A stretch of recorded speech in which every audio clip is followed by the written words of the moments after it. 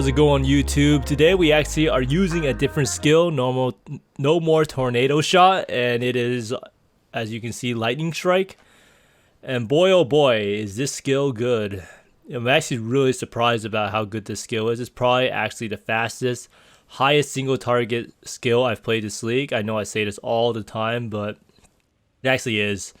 And you will see in the highlights when I showcase it. Right now, I'm doing Tropical Island Deli, right? The hardest content in the game. And this is without Headhunter or using a rare claw. I'm using Touch of Anguish here. And it's not even shaped. In fact, if you see my gear, which I will showcase later on, I'm not even using a shaped Call of the Brotherhoods. I use one shaped Call of the Brotherhood. So you can definitely make this gear work on a very, very budget setup. The build is very similar to the Frostblades, but I did try to incorporate some of the OP defense mechanics I learned while building the tornado shot person. So you can see it's actually half life now. It's not full life. And I'll go over why I chose that because it is a pretty big distinction going from full life to half life. And there are a lot of kinks to be worked out with this build, but I also changed around the Berserker ascendancy a little bit, so it's kind of a little bit of a different build. I did get inspired by this because I saw Rube playing the Lightning Strike Berserker after he stopped playing the Bone Shatter guys. So I thought to myself, why not give it out a try? Because I pretty much already tried everything out with the the tornado shot guys. So might as well try out another skill. Maybe you guys here like Lightning Strike more. I know a lot of people like different skills. But in my opinion, this is the fastest build I've played. It's also the highest single target, I think, that I've personally experienced when everything lines up. But let's get straight into the gear build and gear overview.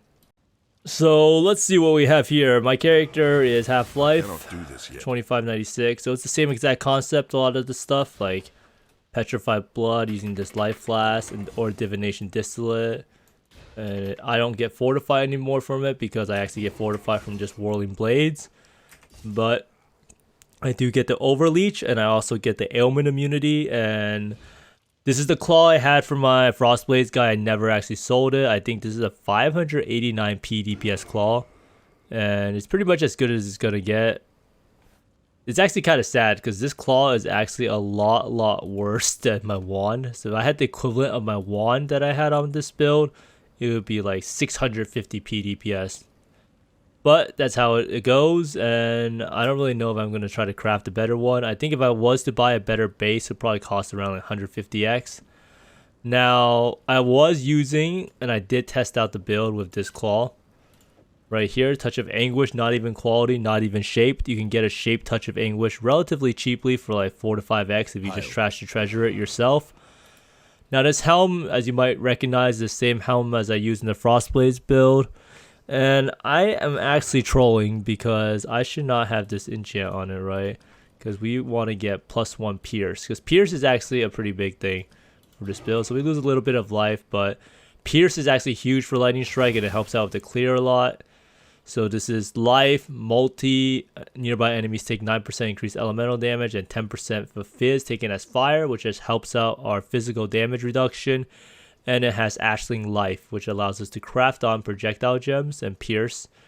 So the way that this thing works, and how you want to craft it, is you awaken orb together the multi on the warlords with elevated shaping on a Blizzard Crown or whatever. So you can have the Blizzard Crown be the multi or the Blizzard Crown be the shaping. And make sure to get the Berserk enchant, as you don't want to pay someone a bunch of money to run your helmet through lab. Now, this amulet is the one that I actually use on a bow guy. So you can see a lot of times I'm reusing the same gear because it's just so hard to buy gear in this league. If you try to go buy a lot of gear, some of the rare items are so extremely overpriced that you wonder what is happening. Like, am I just playing SSF? Because I can't actually afford any of these items. So this item here is not too bad. Projectile speed, projectile damage, however, should be replaced with damage while leeching, which goes up to like 45%, I think. And the increased effect of not damaging ailments is okay. So I think flat fizz is probably very equal to gain as extra lightning.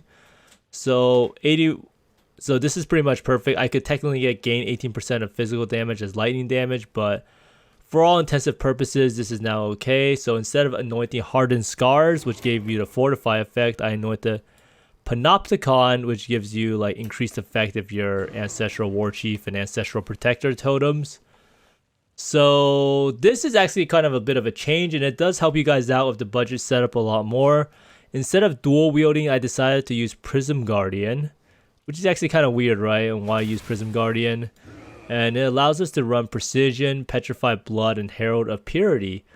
So running these auras gives us around above 50% reserved. So as long as we have above 50% reserve, we're able to take advantage of the Slayer overlease that Petrified Blood gives us. So this also helps us with a sore issue, which is our resists are really bad. So this gives us 37% all res, which kind of helps immensely in trying to make the resist work out. But overall, definitely a very strong armor or shield. You can guarantee trash to treasure this with a shaped Archon Kite Shield. It is the only Kite Shield that can actually be chanced. So I think so this will probably run you around 3.7x to 4x, which is the cost of the trash to treasure. So now we am using Call of the Brotherhood. I am using one shaped Call of the Brotherhood and one that's not shaped. I couldn't buy a shaped one, and I used 4 trash to treasures and I got one. And I assumed I'm just going to wake up in the morning and buy one that's actually for sale instead of gambling my fortune away. So Eternity Shroud, so now this one's pretty good because I have +1 socket of gems. So it's actually not too bad with 47% increased damage. So I'm running Wed, Multi-Strike, Lightning Strike with Vol Lightning Strike, Anomalous Vol Lightning Strike, Nightblade support, Cold to Fire, and Trinity support. And I think overall these are the best gem links in Palm. I did test it all out, and this does seem to be the best setup. So here we have the Spike Gloves, and I actually crafted on reduced effect of Chill and Shock on you. So what this means is that we're kind of immune to shock now. I'm not really sure if this is the best use of it. I could probably craft on attack speed for some better damage, but I actually thought it would reduce effect of freeze, chill, and shock. So maybe this is not the best idea, because like getting shocked for like 20% is not that bad. So this is a suffix mod. So if we wanted to, we could craft on attack speed, and this is the one we crafted on. The attack speed is probably what you want to craft on if you can spare the resist. And this pair of gloves is pretty much just a life and strikes 2 additional nearby enemies. And if you really wanted to go budget on this build, you could just use a life, resist, shaper gloves, and then get your strike additional enemy on the amulet anointment for Tribal Fury, which is over here. So next for the build, we also have the Headhunter belt. This is the best belt by far for mapping. And it doesn't really need to be shaped, and you can't really get a shaped Headhunter anyhow because it currently costs 9 mirrors. But if you can't afford the Headhunter, I advise you use a shaped Stygian or shaped letter belt. A shaped Stygian is what we should probably be using for bossing. It gives us a lot of resist, and it also gives us some Wed, while also giving us the chaos resist that we need to fight the Fear or Chayula. And lastly, we have the boots. So these boots are elevated Tailwind, awakened together with elevated Onslaught, and it also has elusive chance on kill, a crit. So this pair of boots is actually pretty wasted on us because we're actually ailment immune, so we can't be chilled, so that is not the best enchant for us. The resist does help. Increased effective Tailwind is useful, and so is elevated Onslaught. However, we do get Onslaught whenever we use our War Cry, so it's not exactly the best pair of boots in terms of cost effectiveness, because this bear costs a lot, and we also already get elusive from Nightblade. So this boot is definitely not needed. This pair of boot was 60 exalts, but you can definitely buy a much cheaper pair for like probably 25 to 30x. And you could probably even buy a shaper pair to get full shaped if you are not using a Headhunter belt, because you actually do not need the elevated Onslaught, as you get Onslaught from just using your War Cries. And I'll get into that because that's actually part of the build mechanics. So let's go over the tree real fast. So this is the tree, man. Every time I look at my tree for Marauder and any builds I do, I kind of see a lot of pathing, but it's all for good. It's all good, right? It's not bad to do this pathing.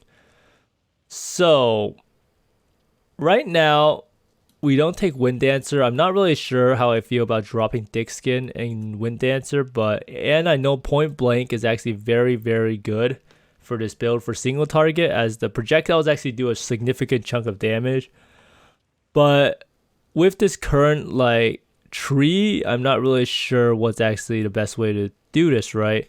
Because going down here technically is the best, but I need to get this node right here, Call to Arms, which is really, really important for the build, as it makes it so that we can have our war cry on left click, and then we can generate rage that way, which is extremely important just for keeping up Berserk as much as possible. So that's why I went down this way to choose this gem socket, this cluster jewel socket. Usually I would go down this way, so I don't know if there's a better way of pathing, but that's currently what I'm doing. I did take this one node here with 8% attack speed and some accuracy. Technically, I also take this, which is some more move speed and life and chance to avoid being stunned, which is also really good. So I'll probably drop these two nodes and take this, drop a little bit of HP for the regen and move speed. And then we have this cluster over here that we take. So these are more martial prowess, feed to fury, fuel to fight. And this is the same thing here, martial prowess and feed to fury. So those are the ones that you want to watch out for. And then we use the Secrets of Suffering, and then here we use our Cry Wolf Lead by example. And now this one is important because we get exerted attacks. War cries have a minimum of 10 power. And then this is when we war cry, we gain onslaught for 4 seconds. So this is actually extremely, extremely good for us. So the reason why we want war cries to have a minimum of 10 power is because of this node right here for our ascendancy. So this time around, we don't take this node, Crave the Slaughter. So we generate our rage by using war cries. So you can see here that it says war cries grant 10 rage per 5 power if you have less than 25 rage. And war cries sacrifice 10 rage if you have at least 25 rage. So what this means is that when we use a war cry, we have 10 power, so we get 20 rage every time we use a war cry. And because of Call to Arms down here, our war cries are instant, so we can just click on our left click and we walk around and we generate rage. Then we press Berserk and then we run around, and then this, so we can keep up Berserk for quite a while. And it's actually very smooth to play, and then it does lead to insane Berserk uptime in maps. So this is the cluster we need. We are using Secrets of Suffering, and then here we're using the Liquid Inspiration Numbing Elixir, and then another Spike Concoction Numbing Elixir. So what this does is that when we use a Mana Flask, we gain a power charge. So usually when we do some mapping, we're using a Divination Distillate. So what this means is that we're able to get power charges, or if we get lucky, or maybe not, we just don't. Oh, we got a power charge finally. So while you're mapping, you will have full power charges from this. It's pretty good. And then here we get the attack speed, but most importantly, when we use a Hybrid Life Flask, we get reduced effect of curses and reduced effect of non-damaging ailments. So here we have 80% because we're using 2 numbing elixirs, and then we're using this Glovecraft with reduced effect of chill and shock, so we're immune to chill and shock. And I thought I could get immune to freeze, but you can get immune to freeze if you get it as an implicit on your jewels, but it does take a while to get it. I have been looking for it in Harvest for quite a while, but I have been unable to locate it.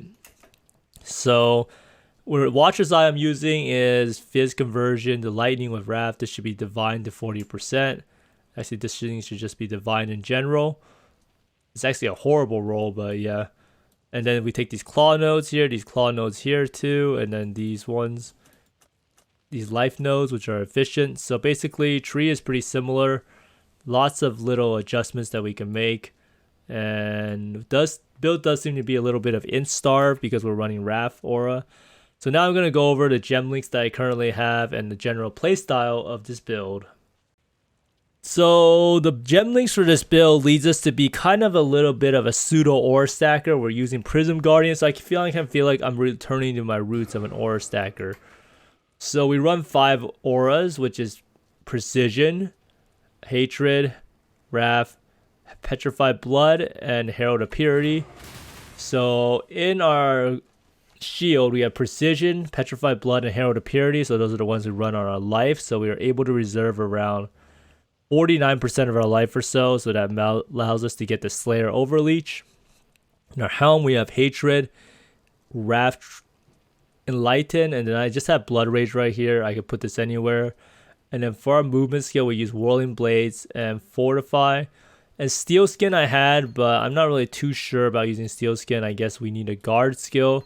Usually I had Steel Skin on left click, but right now I can't really do that as I have to use the War Cry on left click, as I feel like that is actually the most enjoyable playstyle. So technically you could put Steel Skin on a bind or something and then cast it. So if you say like, oh man, this build actually ends up using a lot of buttons though. So say like right here, you can just have Steel Skin and you pop it when you think you're about to take a bunch of damage. And the Steel Skin is actually really effective because it ends up being such a large portion of our HP pool. So it'd actually be pretty nice if you could just pop it on cooldown somehow, but unfortunately you can't. So you have to do it manually, which could be actually good. So for the gloves, we have Berserk, and I use Anomalous Berserk so that Berserk has a cooldown, faster cooldown recovery rate, and that allows us to get the downtime for Berserk as low as possible. We have Flame Dash, which allows us to go across like ledges because we use Whirling Blades to move around, and Whirling Blades can't really go across a ledge. Then we have Second Wind for the War Cry, and it also helps out supported non F +1 cooldown use. Well, this stuff doesn't really help out. So Second Wind is completely useless here besides for, I think, Flame Dash, right? So this is, I'm not really casting Warlord's Mark, so this is a troll gem. So here we have Ancestral War Chief, Phantasmal Ancestral Protector, and then I have another gem link. I'm not really sure what I'm going to put here. Ideally, I might want to try out putting like Anomalous Blood Rage with Enhance level 4, as that gives you a higher chance to get a Frenzy Charge on hit when you hit a unique enemy, and I think that's probably what I'll do. So in the end, with this setup, we'll be able to get max Frenzy Charges with Anomalous Blood Rage, max Power Charges with Liquid Inspiration, and we'll also get some Endurance Charges if we decide to use Enduring Cry. Now the reason why we use General's Cry is because it's the lowest cooldown of the War Cries. Enduring Cry is an 8-second cooldown, and General's Cry is a 3.6-second cooldown. So there's actually a pretty big use case of maybe going Shaper Elevated Tailwind Boots with cooldown recovery, and then you can get the General's Cry to be a very short cooldown, and then you're pretty much always just generating rage the whole time as fast as possible. So I do think that this is a very good setup. There's a lot of different synergies, and Numbing Elixir being the reduce ailment immunity this way, Cry by Wolf giving us the onslaught we need during boss fights, not dependent on the flask, and then, or not, Lead by Examples, what gives us the onslaught, and then Cry Wolf gives us the rage that we need for boss fights, so no more using like Chain Hook Hydro Spear as it actually, oh, it still generates rage, right? So you can still use this to supplement the rage. But in reality, all you need to do is you just walk around and you generate 40 rage, and then you can just immediately go into the fight. And of course, during the fight, you gain rage back really fast, so you don't have this like DPS downtime where you have no rage. Now, in terms of playstyle for the build, you want to... Okay, so let's cast our auras real fast. So these are the 5 auras we run. So we run Wrath and Hatred. Now, the reason we run Wrath is because it's a pretty good damage aura, and it also allows us to use our Watcher's Eye to convert our damage. So the way the skill works is that the Fizz is all converted to Lightning. So it's theoretically it's 40% here, and then 50% through Lightning Strike. This is 50%, so it's 90%. So most of the damage is converted to Lightning, and then 2 Call of the Brotherhoods converts 96% of the Lightning to Cold.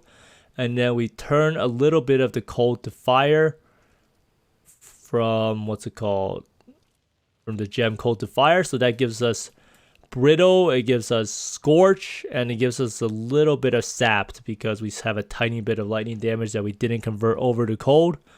So it ends up becoming kind of a Trinity build, and we're able to utilize the Trinity support as we pretty much do the most fire and most cold damage back to back, as we attack so fast and they alternate being the highest damage. But you can see at this point that the chaos damage is actually the highest, so chaos is very important, and it does kind of pay off to have despair, but it's going to be really hard to actually corrupt that, right? But basically that's how the mechanics of the build work. And the playstyle is you pretty much have this on left click. You, as soon as you get Berserk up, you can just press it. And this will be pretty much kept up for a while because you have left click General's Cry. So the Berserk will last a pretty long time. And then when it falls off, you have this little like cooldown grace period of like 4 seconds or so. And then you're back to Berserking with General's Cry. And it's a pretty fun feeling. And then for bosses, you want to have Hydra Spear next to it. And then you want to put down your 2 totems so you can put down Ancestral Protector and then Vol Ancestral War Chief, and that's how you get maximum DPS. So now that you know how to play it, let's go roll some clips. You can see the Maven Kill, Deathless, super fast, and some Shaper Invitation, just some general mapping. It is by far the fastest character I think I've actually ever played.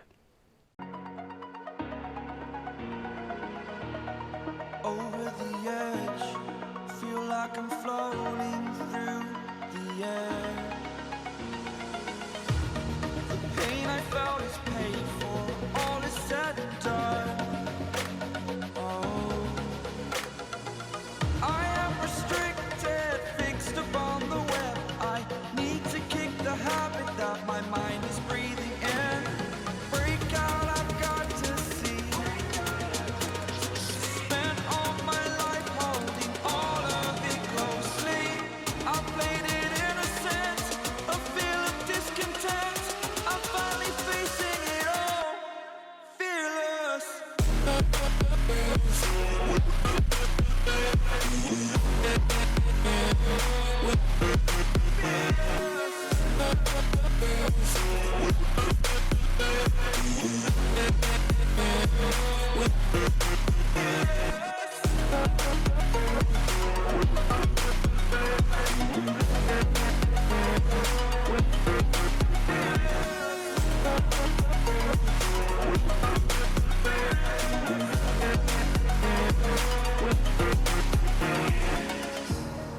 Burning the bridge that keeps us. I'm here and I'm feeling fearless. Exaggerated, that's what you assume. The story's over now, I must conclude. I am conflicted, watching where I step still, hanging in the balance. Not the life I want to live, I want to take it all. Standing tall, fear outweighed the person you are. Oh, break out, I've got to see. Spent all my life holding all of it closely. I played it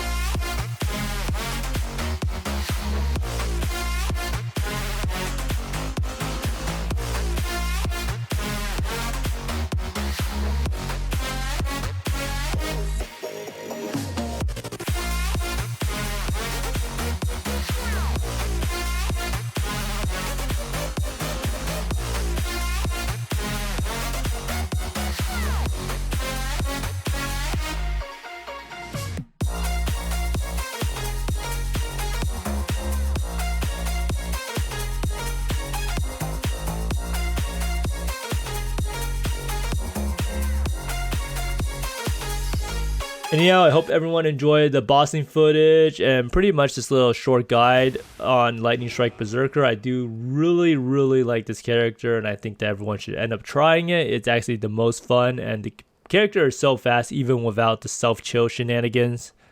And I do really like to use claws, but this is a very preliminary version, and I will probably make a few changes, especially to the passive tree, which doesn't look that great. But I just want to get it out there, showcase like the build, the the tree, the gems, and the cluster jewels I'm using. And one last thing, Pantheon solved the Brine King as always, and solved Reslata for the life charges for the flask. But I hope you found this guide helpful and that you like the potential of this build. Lightning Strike is a lot better than I gave it credit for, and I'm sorry, Lightning Strike. You're actually amazing. But thanks for watching, everyone. I hope you find more mirrors and exalts than I do. And see you next time. Bye.